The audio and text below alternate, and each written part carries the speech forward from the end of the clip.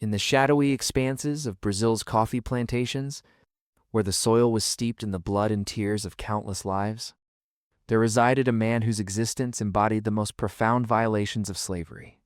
He was known as Pacheca, or Dryfoot, a name that only faintly implies the weight of his harrowing narrative. Towering over 7 feet tall, with shoulders broad enough to bear burdens beyond what any human should endure, he was grotesquely transformed from a human being into a mere instrument of reproduction, compelled to father hundreds of children destined for the shackles of bondage. His story compels us to confront a harsh truth, often sanitized from history.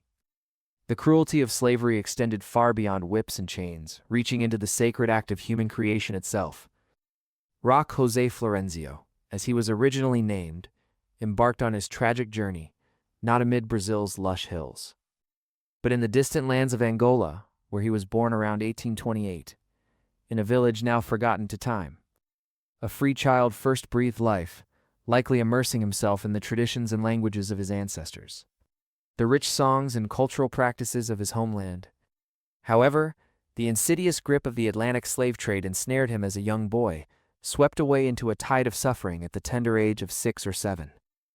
The slavers who seized him could not have anticipated they were capturing a child who would grow into an imposing figure within the tragic mythology of Brazilian slavery.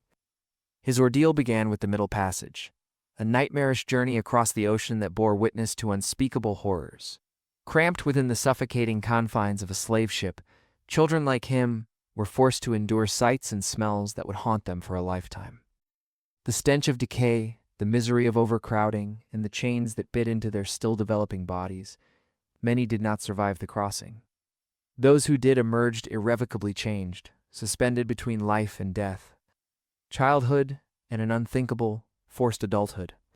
When the ship anchored on Brazilian shores at one of its bustling ports such as Rio de Janeiro or Salvador, the boy who disembarked was no longer the free child from Angola, but a symbol of the unrelenting brutality of the slave system. During the mid-19th century, Brazil was in the throes of an economic boom, entirely reliant on the labor of enslaved Africans. Coffee became an economic powerhouse. Green gold and the fertile soils of São Paulo were perfectly suited for its cultivation. As demand for labor skyrocketed, plantation owners faced a dire crisis following the end of the Atlantic slave trade in the 1850s. Compelled to find ways to sustain their workforce, this led to a chilling solution. Enslaved individuals would be bred like livestock, creating a self-replicating population of human property. Among the hundreds of coffee plantations in the region, Fazenda Santa Eudoxio, located in present-day São Paulo would become Pacheca's primary residence, the place where he would earn a name that would resonate through the annals of history. There are varied interpretations regarding the origin of the name, Pacheca. Some argue it reflects his remarkable ability to walk through streams without wetting his feet, due to his long legs. Others suggest a physiological condition affecting his sweat glands, yet names assigned to enslaved people often served as possession marks, acts by which masters asserted ownership as effectively as by branding or scarring. As Pacheca matured from adolescence into manhood, his extraordinary physical growth could not be overlooked. Oral traditions describe him soaring above 7 feet, with strength that seemed almost superhuman to those around him. In the fields, he worked harder than 3 men combined, shouldering burdens that would cripple others. His endurance was legendary. He performed tasks from dawn until dusk, while many of his fellow slaves collapsed under the grueling labor. Yet, this incredible physicality sealed his fate. The perception of him as premium breeding stock, desirable for his strong traits, became the focal point of his existence. The establishment of forced reproduction within Brazilian slavery operated with chilling efficiency. Reflecting methods employed in agricultural practices, masters kept thorough records of their human property, noting physical attributes, temperament, work capacity, and most disturbingly, reproductive potential. Women were valued for their fertility, compelled to have child after child with no respite for their health or desires. Men like Pacheca were chosen based on their perceived superiority, height, strength, endurance, and lack of visible defects, denoting them as desired assets. The offspring produced from these imposed unions were seen as mere investments, future laborers requiring nothing more than basic sustenance during their formative years. The precise moment Patica was thrust into the role of forced reproducer remains obscured by history, yet one can only imagine the degradation accompanying that transition. One day he was a field worker. The next, he was diverted to a different quarter of the plantation, perhaps informed of his new role directly, or allowed to discern it through ominous actions. The women brought to him were robbed of choice. Consent was a concept alien to a system that treated human beings as property. Some oral histories suggest that he was compelled to father children with enslaved women from various plantations, either lent out by his master or brought specifically to Santa Eudoxia for this horrific purpose. The logistics of this abhorrent enterprise reveal the calculated nature of slavery's reproductive exploitation.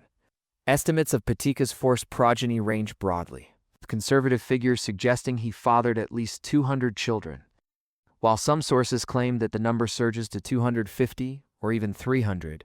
If we consider the lower estimate and account for the forced breeding beginning at around the age of 18 and continuing until abolition, when he was approximately 60, he would have been responsible for a child every 2 to 3 months for over 4 decades. The women who bore these children, whose names, stories, and sufferings are largely undocumented, endured profound trauma. Shackled to a cycle of forced pregnancies wherein their bodies were treated as mere vessels of human capital. These maternal bonds were routinely severed as children were sold or separated, spreading compounded suffering across hundreds of lives, rooted in the designation of one man as breeding stock. The children of Patica entered the world with their parentage's stain. On the plantation, they would be catalogued, their paternity meticulously chronicled in ledgers that tracked human property as one might track livestock.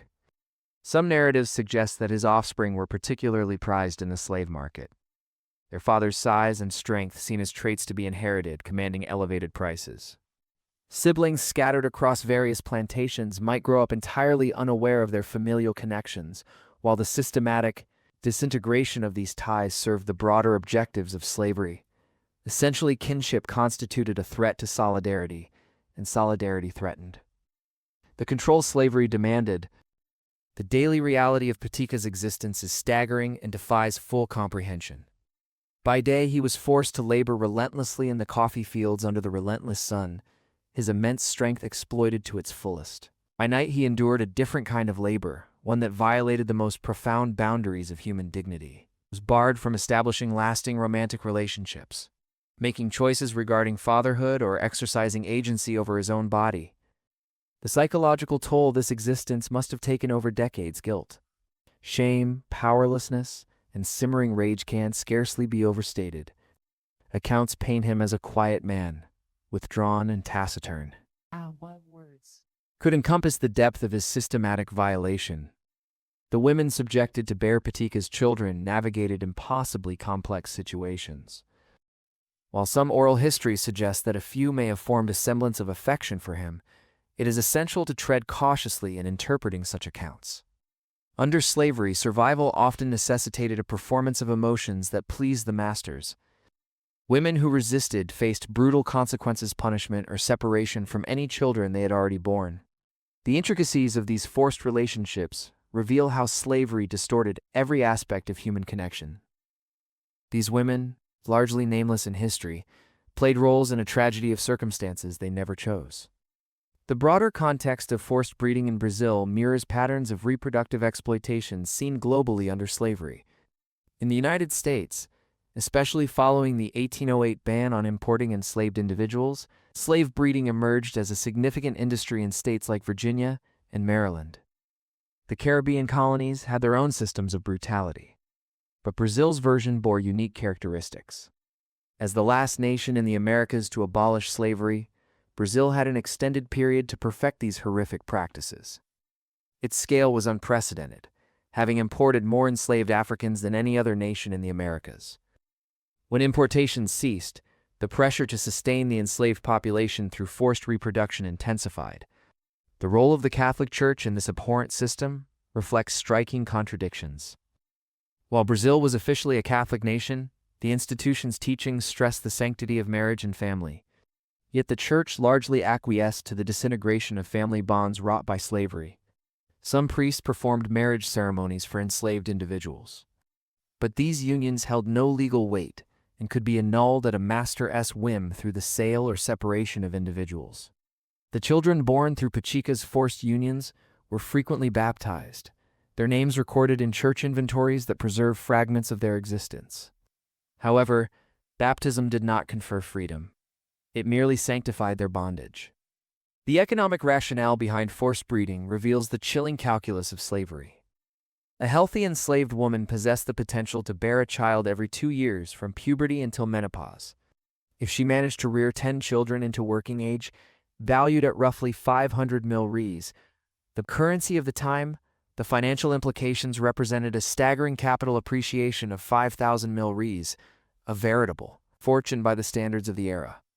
A man like Pacheco, capable of fathering hundreds of children, represented a multiplication of wealth beyond imagination. His master at Santa Eudoxia may have considered him the plantation's most lucrative asset. Valued not for his labor, but for his capacity to generate more property. The health ramifications of forced breeding were dire and systematically ignored. Women lived in a constant state of pregnancy, deprived of prenatal care. With no downtime between births and insufficient nutrition, maternal mortality rates soared, and children born into such conditions faced alarmingly high risks of malnutrition, disease, and early death.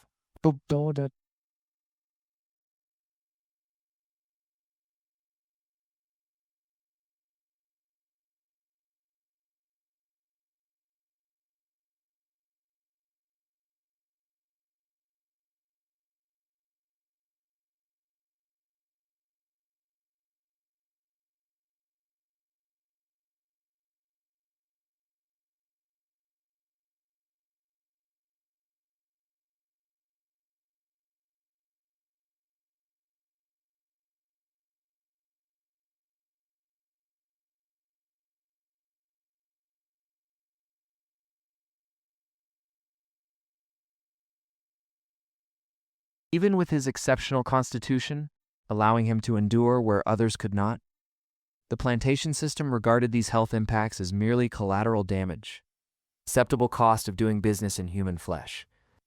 As the 1870s ushered in a tide of change, the Free Womb Law of 1871 declared that children born to enslaved mothers would be free. Though conditions typically extended their servitude into adulthood, this law fundamentally disrupted the imposed logic of slave breeding, raising the question of why reproduction would be enforced if offspring were not considered property. Yet the practice persisted in many areas, with masters finding ways to circumvent or ignore the regulations. For Pacheco, now in his 40s, this period must have brought profound uncertainty. Would the children he was still being forced to father be free or enslaved? The answer often lay more in the whims of masters than in the dictates of law. As Brazil's abolitionist movement gained momentum in the 1880s, driven by figures like Joaquim Nabuco and André Rebucas, advocating for complete emancipation, the resistance of enslaved individuals through acts of defiance, uprisings, and escapes intensified pressure on the system. Pacheco lived through this transformative period, perhaps daring to harbor hopes for a freedom that had seemed almost unattainable throughout his life. Communities of escaped slaves, the Quilombos, multiplied in São Paulo's hinterlands. Did Pacheco ever contemplate escape? His towering height would have made him conspicuously identifiable, and the penalties for capture were severe. Yet the very fact that he endured to witness abolition suggests he discovered ways to persevere, maintaining a semblance of self despite decades of systematic dehumanization. On May 13, 1888, the day Princess Isabel signed the Golden Law abolishing slavery in Brazil, Pacheco would have been approximately 60 years old. While the exactness of his age is unclear due to the destruction of records following a lifetime of bondage, he was suddenly pronounced free. Yet what does freedom signify for a man who had spent decades branded as breeding stock? His children, scattered across various plantations, would also taste freedom, but how many of them knew him? How many recognized him as their father? The liberation that should have been a cause for unrestrained joy was encumbered by the fractures and losses that could never be fully mended. In the immediate aftermath of abolition, many freed slaves departed the plantations where they had been held captive, seeking lost family members or distancing themselves from their traumatic pasts. However, Pacheco, according to oral histories, chose to remain in the Santa Eudoxia region. His former master, touted as generous in providing him land, likely intended to maintain a labor force rather than compensate for decades of stolen labor and violated humanity. This gift bore complexities of its own. Was it an act of redemption or another mechanism of control, tethering a valuable worker to the land? The tangled implications of his post-abolition existence symbolize the complicated legacy of enslavement. Pacheco's story, characterized by profound suffering and violated autonomy, serves as an enduring testament to the horrors wrought by slavery. Even in freedom, its shadow loomed large, reminding us that the echoes of such inhumanity ripple through generations. A history marked by resilience, grief, and the enduring quest for justice. Subscribe to our channel and press the bell icon to support our work and never miss an upload. Like this video, drop a comment, and share it with others to show your support and help us grow this historical community.